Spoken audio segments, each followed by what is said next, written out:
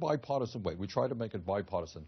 The most comprehensive veterans legislation introduced in the last 20 years. It was supported by the American Legion, the VFW, the DAV, all of the veterans organizations. Brought it to the floor.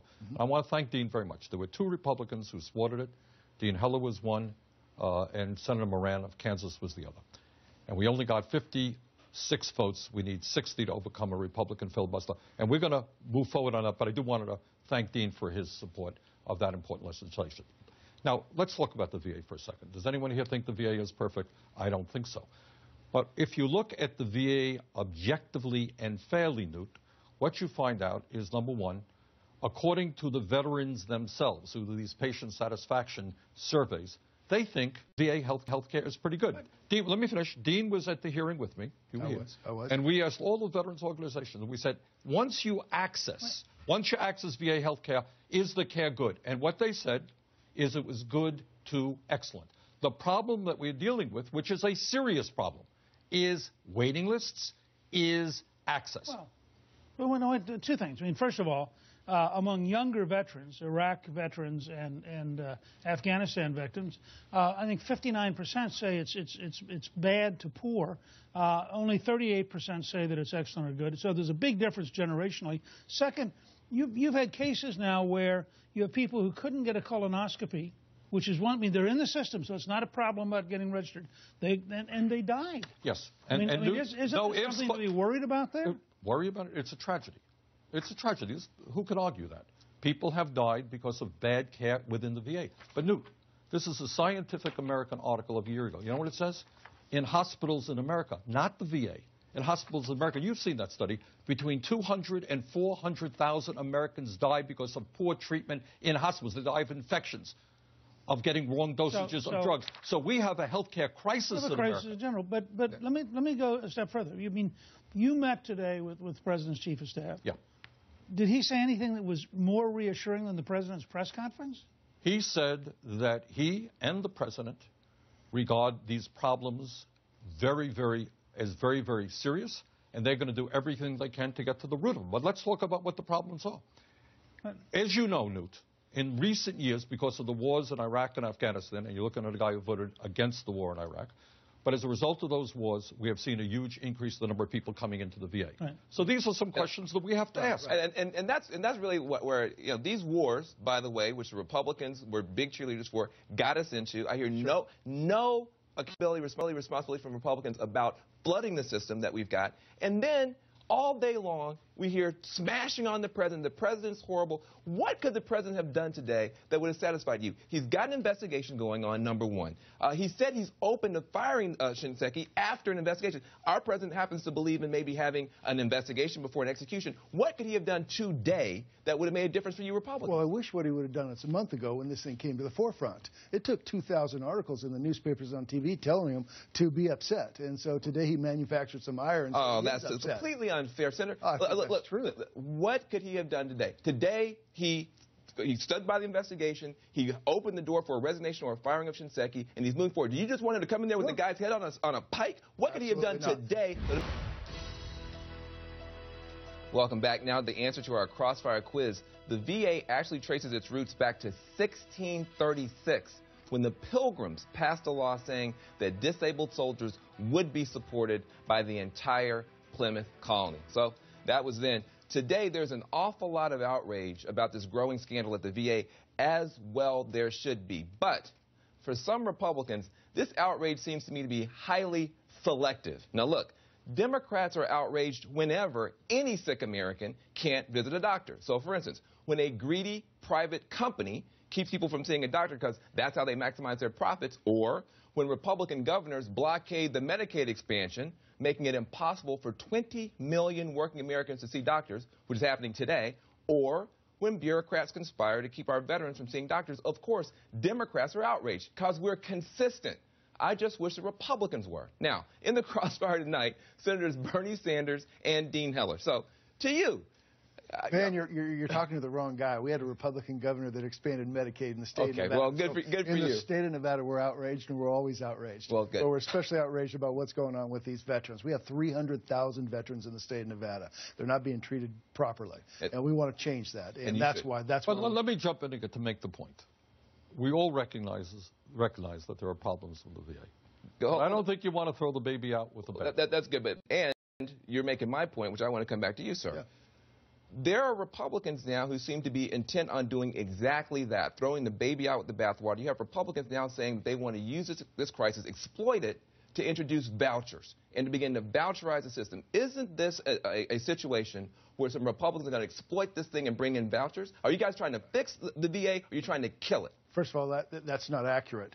We had a conference meeting today. Nobody's trying to disassemble the veterans, the VA at this point. I've got a father that's 81 years old. He's a veteran, a disabled veteran from the Korean War. Wouldn't be alive today. At this point, wouldn't be alive today if it weren't for the VA. Well, so there are some changes that need to occur. What about the drive now to voucherize and privatize? Not. Absolutely. Well, you got to tell people you have talks about that. That conference, that's not happening in our conference. But wouldn't this be a horrible outcome to use this as an excuse to privatize? I just met with all the veterans organizations today. They have their differences. They are all united that the voucherized VA would be a total disaster for veterans. The other point that I want to make, when we look at Shinseki and what he's done, in trying to be fair, it's very easy to beat up on this huge bureaucracy, no question about it. Newt, you talk about information technology. Do you know that under Bush, do you know how we did the VA claims? Do you know how we did it? In the year 2008, we were doing it in paper. Right. Unbelievable, in paper. And I wonder where some of the Republican outrage is. No other major institution in the world was doing stuff in paper. Let me give you an example of the problem, though. We spent over $2 billion trying to go to information technology and DOD for health. They failed.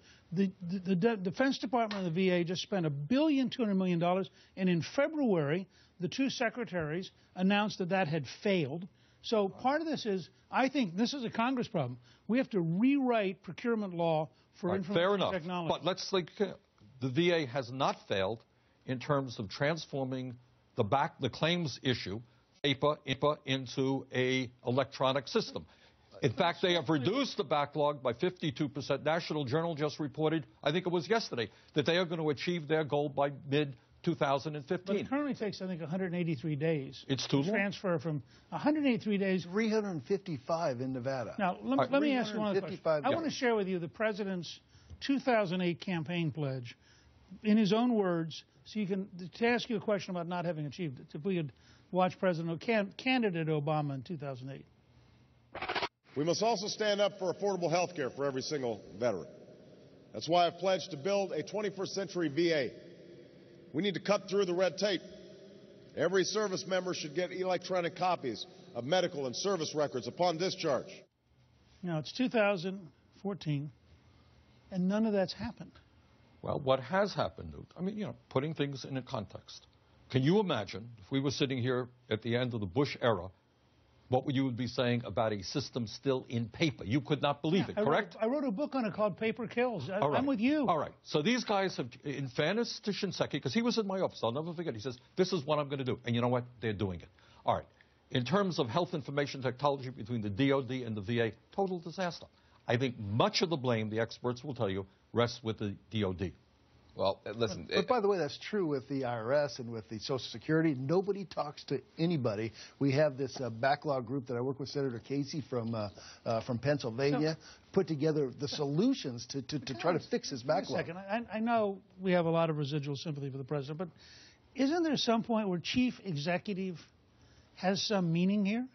Well, look, I mean, I think people want to beat up on the president. That's fine, but this is a two-party system, and you have two parties. And let me ask you a question. Solve the problem.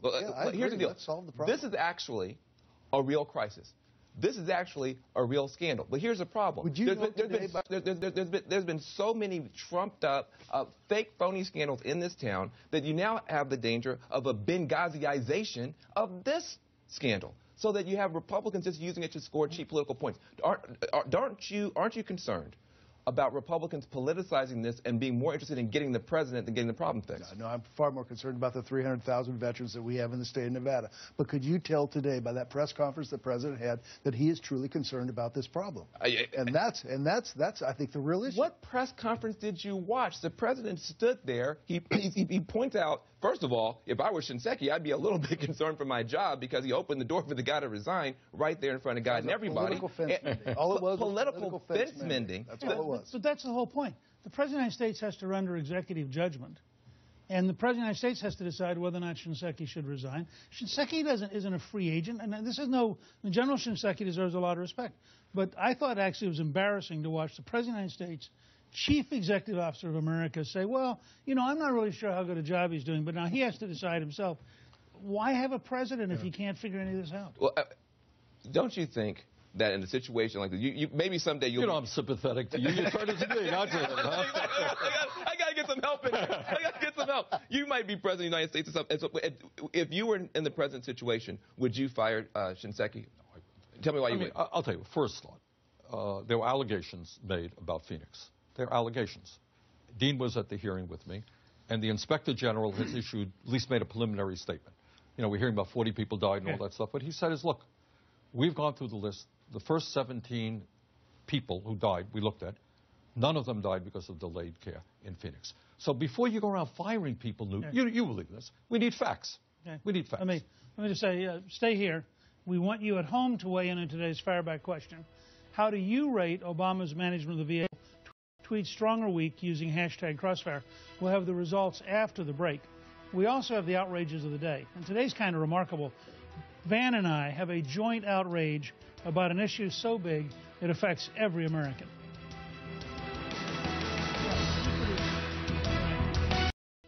We were outraged to hear that New York City spends $168,000 a year to keep each prisoner hired at Rikers Island.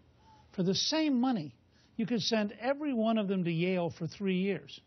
You have a system today that says it's perfectly reasonable to spend $168,000 a year warehousing people who have an 80% chance of going back to prison once they're released. Now, I am not for the very violent ever getting out of prison, but I'm also against spending $168,000 a year on prisoners.